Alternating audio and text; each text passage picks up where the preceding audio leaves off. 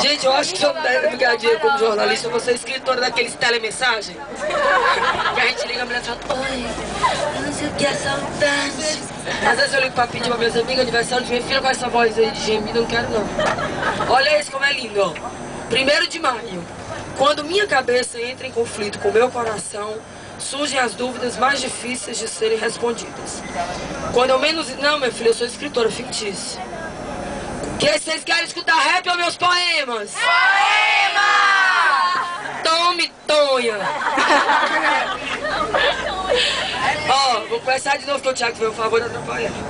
Ô, Thiago. Quando minha cabeça... Eu duvido que a Terence escreva essas coisas pra ti. Terence? Que é Terence? Quando minha cabeça entra... E o do meu...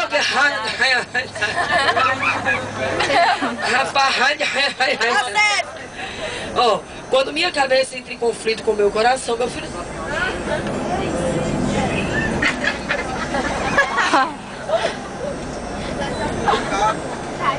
Quando minha cabeça Eu vou ficar sentado.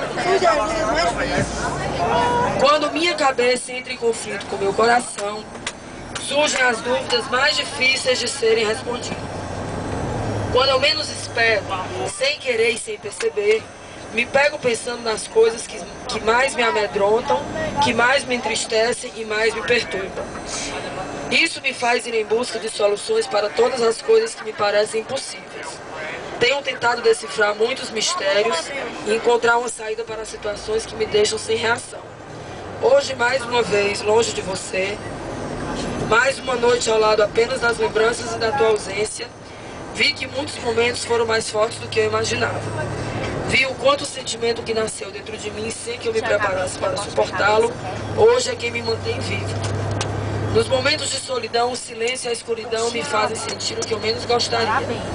Uma dor inexplicável, uma saudade insuportável e um vazio que não pode ser preenchido por mais nada até que você apareça. Saudade que me consome, que corrói minha alma, que invade e se instala no meu peito sem piedade. Saudade que me faz escrava das lembranças que ainda hoje guardo dentro de mim, para que elas me confortem quando nada mais puder me confortar. Juliana Lô, obrigada!